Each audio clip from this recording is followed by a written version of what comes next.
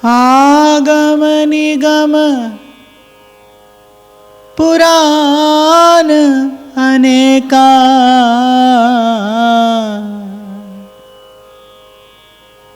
कहहि सुनई सब कर फल एका। तब पद पंकज प्रीति निरंतर, सब साधन कर फल यह सुंदर।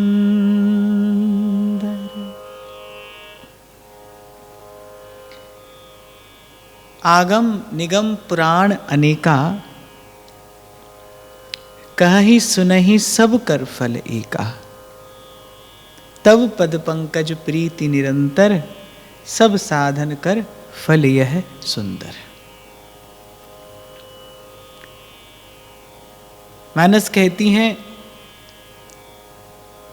कि आगम निगम अर्थात वेद, उपनिषद, पुराण, शास्त्र, इनको अनेक बार कहने सुनने का एक ही फल है। कहहि सुनहि सब कर फल एका। इनको अनेक अनेक बार कहने सुनने का एक फल है, और वो फल क्या है? तब पद पंकज प्रीति निरंतर,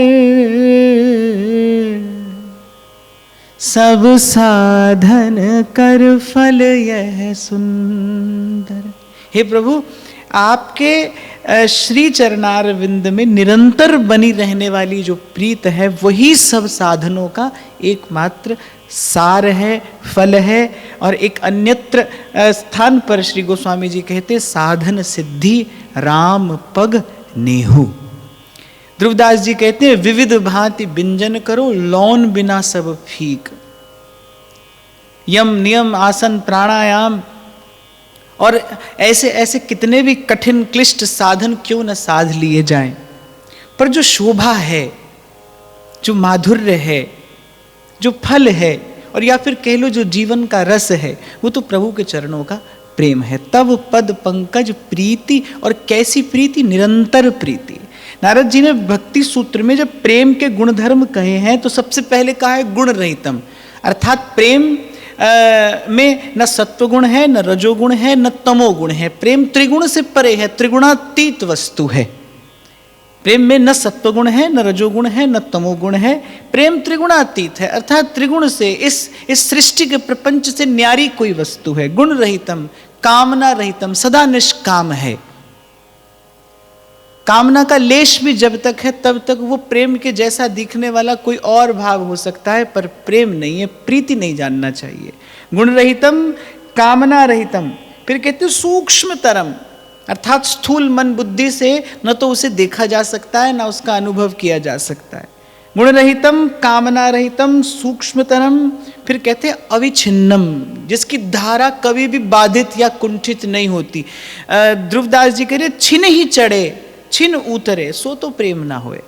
और आप मैं यदि हम देखें, विचार करें, हम अपने अपने अंतर मन में जाकर देखें, तो आपका मेरा प्रेम, आपकी मेरी प्रीति तो अभी ऐसी है, छिन ही चढ़े छिन उतरे। कभी तो प्रेम बड़ा प्रगाढ़ होता है, कभी हृदय भरा होता है भाव से, और कभी बिल्कुल नीरस होता है। संसार में भी हम कहते हैं कि हम जिनसे प्रेम करते हैं, उनसे सदा एक सा प्रेम कहाँ रहता है? हम भी चाहें तो भी नहीं रहता। क्यों? क्योंकि संस्कृति इति संसार है, जो पल पल सरक रहा है, उसी का नाम संसार है। संसार में एक ऐसा नियम है जिसमें कभी परिवर्तन नहीं होता, और संत कहते हैं परिवर्तन में कभी परिवर्तन नहीं होता। अर्थात संसार परिवर्तनशील है भाई। जो आज है, जैसा आज है, वैसा कल नहीं रहेगा। 1,00,000 प्रयास करने पर भी ऐसा नहीं रहेगा। तो संसार का प्रेम ऐसा ही है, छिन ही चढ़े छिन उतरे। संसार भी ऐसा ही रचा है भगवान ने। कभी धूप है, कभी छांव है, कभी हानि है, कभी लाभ है, कभी निंदा है, कभी स्तुति है, कभी मान है, कभी अपमान है, और कभी जन्म है, और कभी मरण है। ऐसे ही संसार का प्रेम भी है, कभी धूप की तरह चढ़ता है और कभी छांव की तरह ढल जाता है। पर यहाँ जिस प्रेम की बात हो रही है, वो कह रहे तब पद पंकज प्रीति निरंतर, जो अविच्छिन्न हो, इसकी गति कभी बाधित ना हो, कुंठित ना हो। और आगे कहते हैं प्रतिक्षण वर्धमानम, जो पल पल बढ़े पर कभी घटे नहीं। तो प्रेम का गुणधर्म बताते हुए नारद जी कहते सबसे पहले गुण रहितम, अर्थात त्रिगुण से न्यारा है, त्रिगुणातीत है, प्रपंचातीत है, कालातीत है। गुण रहितम, कामना रहितम, स्व सुख की कामना प्रेम में कहीं नहीं है। यदि है तो फिर प्रेम नहीं है। इसमें दो ही मार्ग हैं, या तो ऐसा है या वैसा है, या तो आर है या फिर पार है, इसमें बीच का कोई मार्ग नहीं है। तो गुण रहितम, कामना रहितम, फिर कह रहे सूक्ष्म तरम, स्थूल मन बुद्धि से समझ नहीं आता, अनुभव में नहीं आता, अविच्छिन्नम, और अंत में कहते हैं भाई अनुभव रूपम। मीरा जी कहते हैं ना कि घायल की गति घायल जाने, और कै जिन घायल होई एरी में तो दर्द दीवानी, मेरो दर्द न जाने कोई। कोई पूछता है, मीरा की सखियां सहेलियां पूछती हैं, घर की बड़ी बूढ़ी महिलाएं पूछती हैं कि आखिर तुझे कष्ट है तो किस बात का कष्ट है, पीड़ा है तो कैसी पीड़ा है। राज रानी है, भारत के सर्वश्रेष्ठ राजवंश की पट्ट महिषी है मीरा, राज रानी है, रूप गुण यौवन सब कुछ है, पर फिर भी नेत्रों से अश्रु कभी सूखते नहीं, कंपित गात रहता है। पूछता है ना कोई कि पीड़ा क्या है, तो फिर मीरा कहती है घायल की गति घायल जाने, कै जिन घायल हुई एरी में तो दर्द दीवानी, मेरो दर्द न जाने कोई। तो अनुभव रूपम, जिस तन लागे सो तन जाने, और न जाने पीर पराई। और संत कहते हैं प्रेम तो एक ऐसी पीड़ा है, जाने जो अनुभव करे और या जो देवनहार, या तो जो जिसने अनुभव किया है वो जानता है, या जिसने दी है ये पीड़ा वो जानता है। तो ये तो भक्त और भगवान के ही अनुभव का विषय है। जो भगवत प्रेम है, जो दिव्य प्रेम है, वो या तो भक्त अनुभव करता है या स्वयं भगवान अनुभव करते हैं। तो गोस्वामी जी कह रहे हैं भाई सब साधनों की सिद्धि ये है कि प्रभु के श्री चरणों में निरंतर बनी रहने वाली प्रीत। जैसा पूर्व में हमने चर्चा की कि कैसी प्रीति मांगी है, कामी ही नारी प्यारी जिमी, लोभी ही प्रिय जिमीदाम, तिमि रघुनाथ निरंतर, प्रिय लागूं मोहे राम। और ये याचना जब संतों ने की है तो बड़े सावधान होकर की है, प्रभु से कहना भूले नहीं कि प्रभु केवल प्रीति नहीं, निरंतर प्रीति। कामी ही नारी प्यारी जिमी, लोभी ही प्रिय जिमी दाम। लोभी व्यक्ति स्वप्न में भी धन का ही दर्शन करता है, उसके पास स्वप्न में भी धन का ही चिंतन है। कामी की प्रवृत्ति सदा ही स्त्री का चिंतन करती है। तो कह रहे तिमि रघुनाथ निरंतर, प्रिय लागो मोहे राम। हे नाथ, ऐसे ही आप मुझे प्रिय लगिए जैसे कामी को स्त्री और लोभी को धन प्रिय लगता है। अर्थात स्वप्न में भी मेरा मन आप ही का चिंतन करे। इसी निरंतर बने रहने वाली प्रीति का दर्शन श्री महाप्रभु ने श्रीमद् सुधा निधि में कराया है। जागृत स्वप्न सुषुप्तिषु स्फुरतु में राधा पदाब्ज छटा।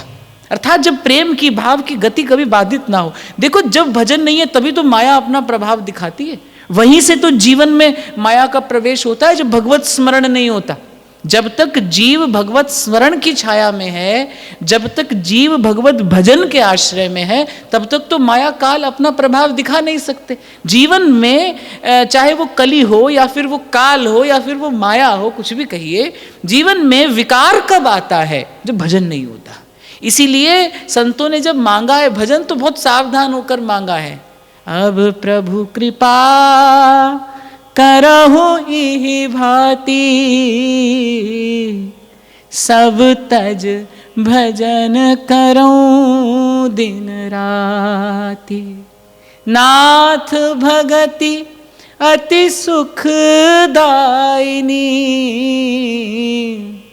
देहु कृपा शिव मन भाइनी। अब प्रभु कृपा करहु इहि भांति, सब तज भजन करो दिन राति। निरंतर प्रीति।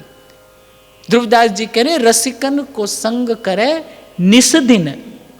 निस दिन महाप्रभु कह रहे भक्ति कर दीप प्रेम करि बाती, साधु संगति करो दिन राति। ये दिन राति कहने का तात्पर्य ये है निरंतर सत्संग, सतत सत्संग। देखो माया प्रपंच कैसा है, आपने अगर कभी जीवन में वट वृक्ष का बीज देखा हो तो कहते हैं कि कलौंजी के दाने जैसा होता है वट वृक्ष का बीज।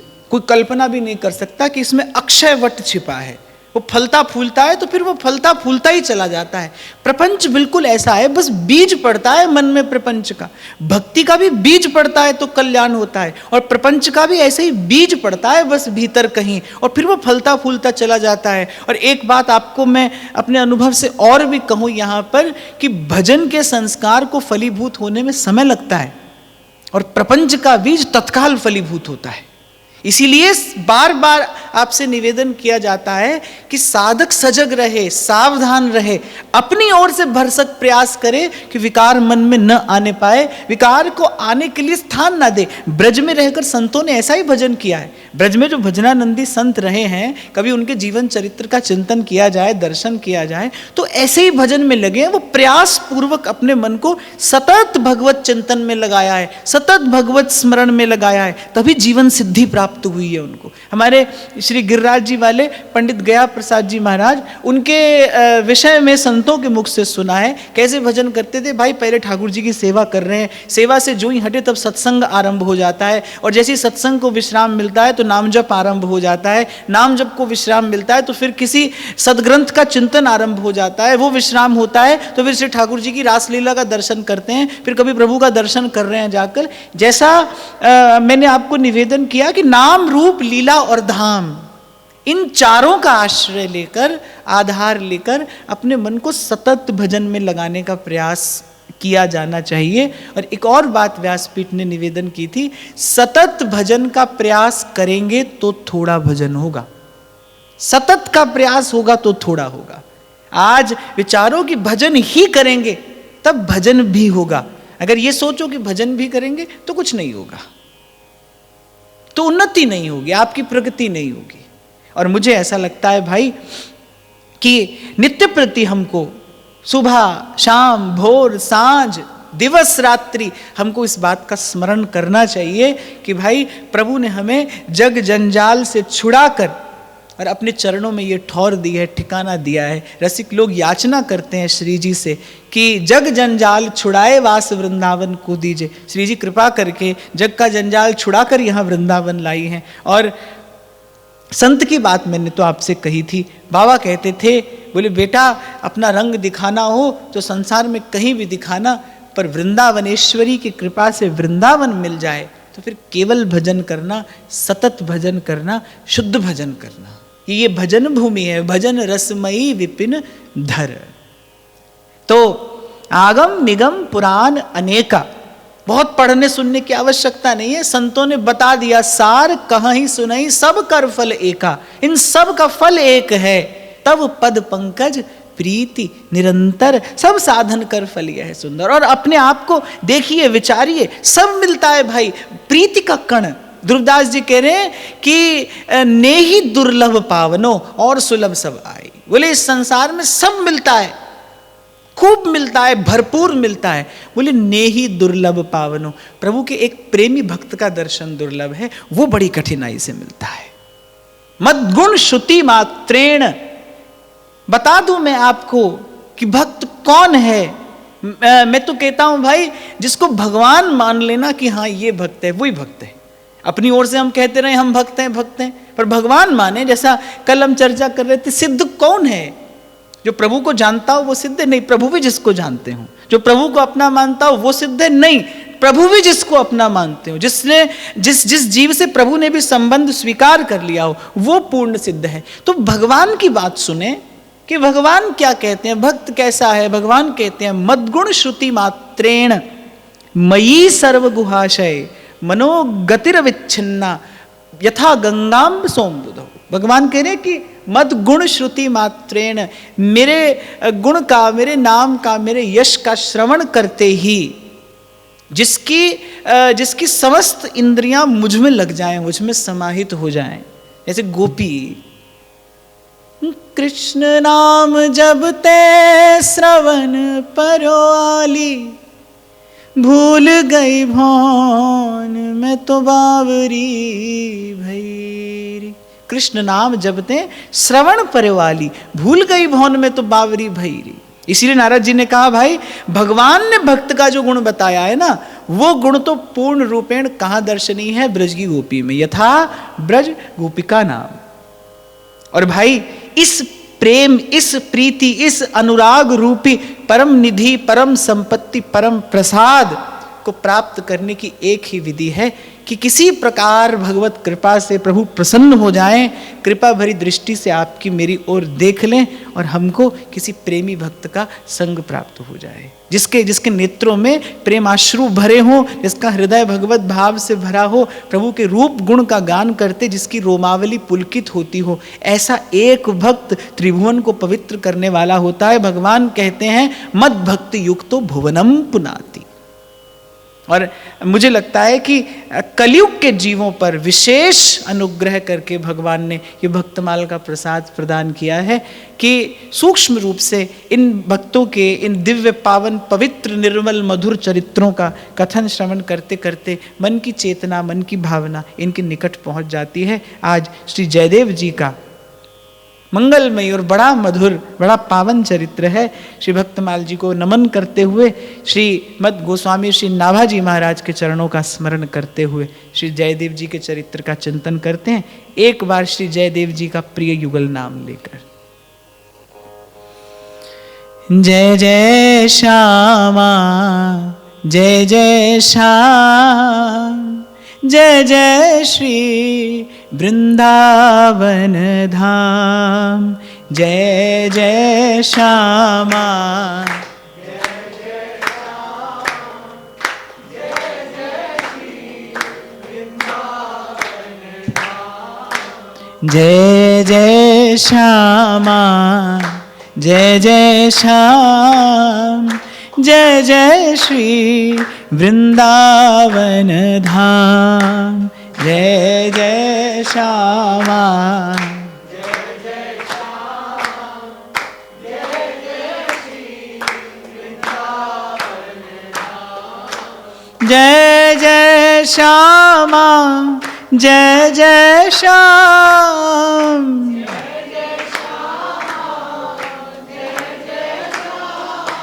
जय जय श्री वृंदावन धाम, जय जय श्री वृंदावन धाम, प्यारी श्यामा प्यारो श्याम, प्यारो श्री वृंदावन धाम, प्यारी श्यामा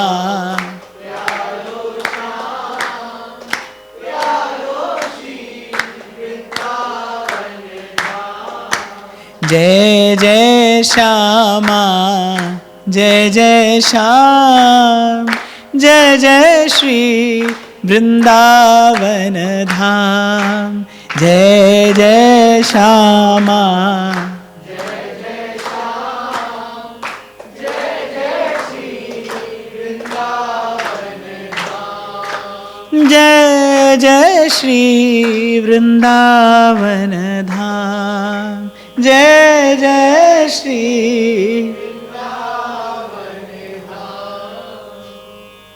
जय देव कवि नृप चक्रवय खंडमंडलेश्वर आन कवि, प्रचुर भयोति हि लोक गीत गोविंद उजागर, कोक काव्य नवरस सरस सिंगार को आगर, अष्टपदी अभ्यास करे तेहि बुद्धि बढ़ावे, श्री राधा रमण प्रसन्न सुनन निश्चय तह आवे, संत सरोरुह खंड को पद्मापति सुख जनक रवि, जय देव कवि नृप चक्रवय खंड मंडलेश्वर आन कवि। श्री नाभाजी महाराज ने श्री जयदेव जी का स्मरण किया है, उन्हें कविकुल चक्र चूड़ामणि कहकर।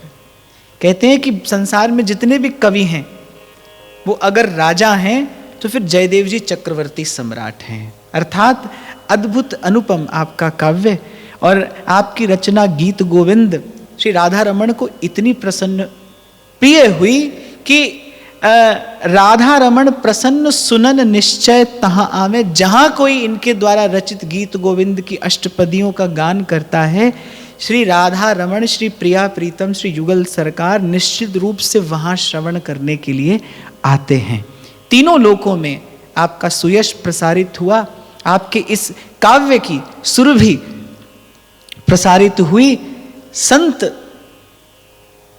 मंडली के आप आभूषण स्वरूप हैं, सर्वलोक को सुख देने के लिए, रसिक जनों के हृदय को विशेष आह्लाद प्रदान करने के लिए आपका इस धराधाम पर अवतरण हुआ। और श्री नाभाजी महाराज पुनः कहते हैं कि बाकी सब कवि राजा महाराजा हैं, तो फिर जयदेव जी चक्र चूड़ामणि अर्थात चक्रवर्ती सम्राट हैं। कहने का तात्पर्य है कि आप अनुपम हैं, आपकी कोई उपमा नहीं है, आपका काव्य अद्भुत है। और इस गीत गोविंद में कुछ ऐसा रस भरा है कि स्वयं रसिक शेखर श्याम सुंदर उस रस का पान करने के लिए सदा लालायित रहते हैं। और जब श्री नाभाजी महाराज कह रहे हैं कि श्री राधा रमन प्रसन्न सुनन निश्चय तहाँ धावें, तो मुझे लगता है कि इस बात में कोई संशय नहीं रहना चाहिए कि जहाँ गीत गोविंद की अष्टपदियों का गान होता है, वहाँ स्वयं प्रभु श्रवण करने के लिए आते हैं। तो बंगाल के वीरभूमि के किंदुबिल्व नामक ग्राम में श्री जयदेव जी का प्रागट्य हुआ और बाल्यकाल से ही संसार से विरति, संसार के विषयों से उपरति जैसी ये संपत्ति आपके पास में थी। इतने विरक्त थे कि एक वृक्ष के नीचे भी एक दिन से अधिक नहीं रहते थे। जैसे ध्रुवदास जी कह रहे हैं ना, जग सो भयो फिरे बैरागी, वृंदावन रस में अनुरागी। देखो भाई, वस्तुतः विरक्त तो फिर वही है। जैसा मैंने अभी आपसे कुछ देर पूर्व निवेदन किया ना, दो ही मार्ग है, या तो स्वार्थ का मार्ग है और या फिर परमार्थ का मार्ग है। स्वार्थ और परमार्थ के बीच में कोई मार्ग नहीं है। कम से कम इस कक्षा में तो या तो कोई पास होता है या फिर फेल होता है, या तो कोई उत्तीर्ण है या कोई अनुत्तीर्ण है, इसमें बीच में कोई मार्ग नहीं है। तो जो विरक्त है भाई, फिर तो वो तो ऐसा विरक्त है जिसके पास संसार का नाम भी नहीं है। ऐसे विरक्तों का दर्शन दुर्लभ है। और श्री जयदेव जी महाराज वस्तुतः ऐसे ही विरक्त कि जग सो भयो फिरे बैरागी, वृंदावन रस में अनुरागी, सतत चिंतन करते हैं, स्मरण करते हैं श्री प्रिया प्रीतम का, श्री युगल सरकार का, और उनके उसी मधुर रूप के स्मरण में छके रंगे मगे।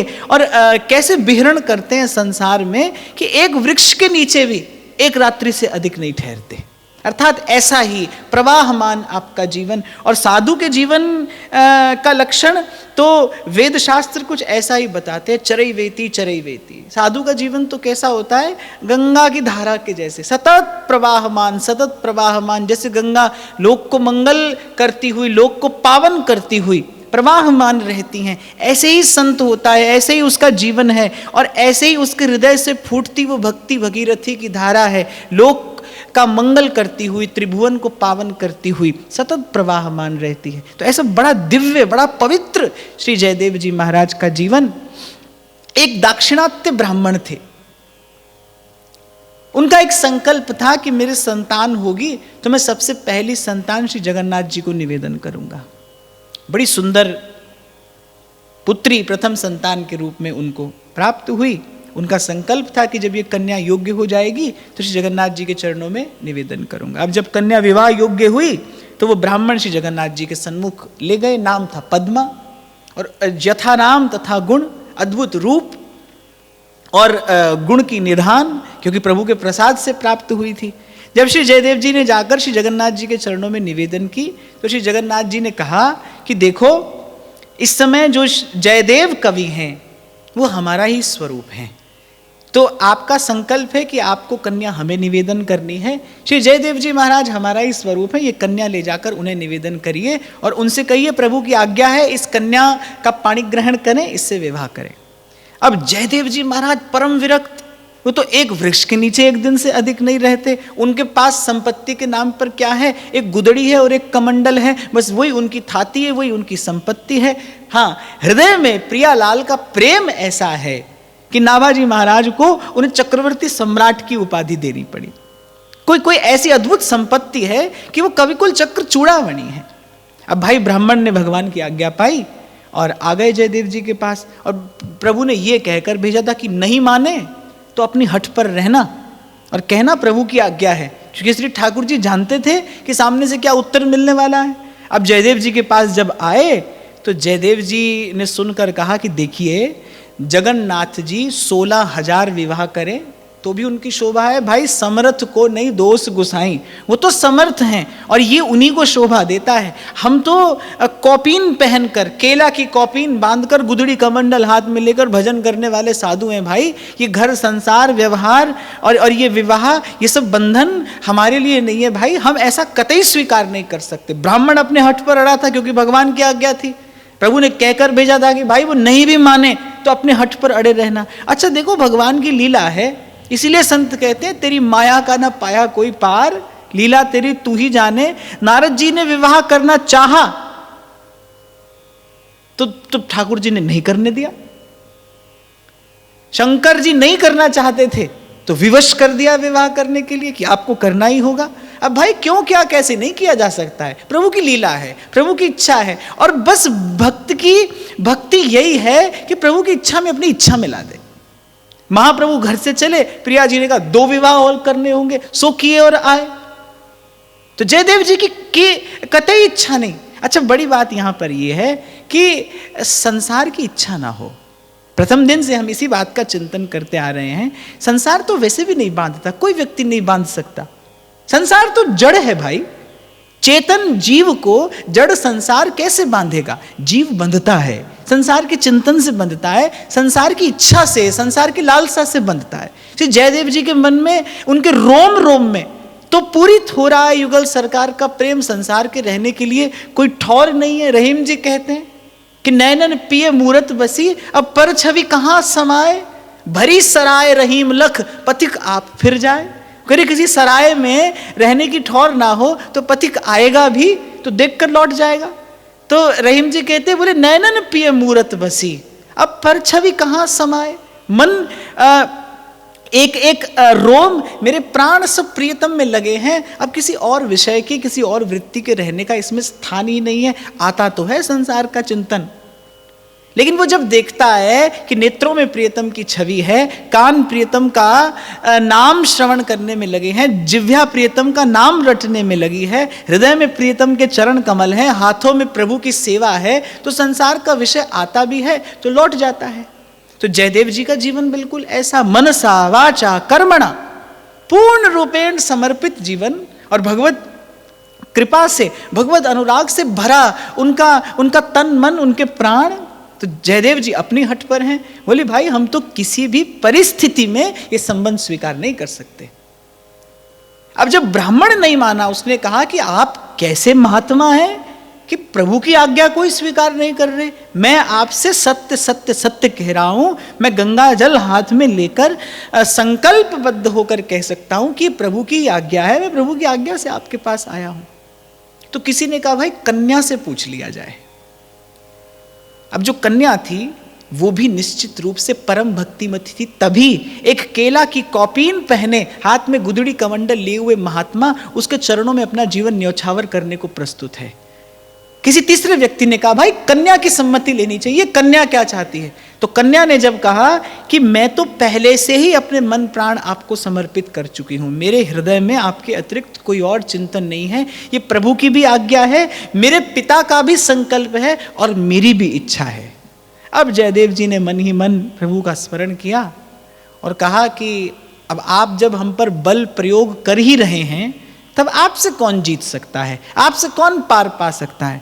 तो जी जगन्नाथ जी की आज्ञा मानकर और पद्मावती से विवाह करना श्री जयदेव जी ने स्वीकार कर लिया। अब भाई विवाह कर लिया है तो हम तो यत्र तत्र डोलते रहते थे, हमें तो कुटिया की आवश्यकता थी नहीं, पर अब विवाह किया है तो भाई गृहस्थ का निर्वाह करने के लिए एक छप्पर तो छाना ही पड़ेगा।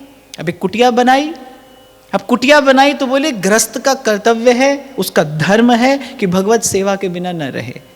अगर आप वैष्णव धर्म की ओर देखें तो वैष्णव धर्म यही संकेत करता है कि गृहस्थ को संत और भगवंत की सेवा नित्य करना चाहिए, सदा करना चाहिए, सतत करना चाहिए। इसीलिए वैष्णवाचार्यों ने ये भगवत सेवा की सुरीति प्रतिष्ठित की।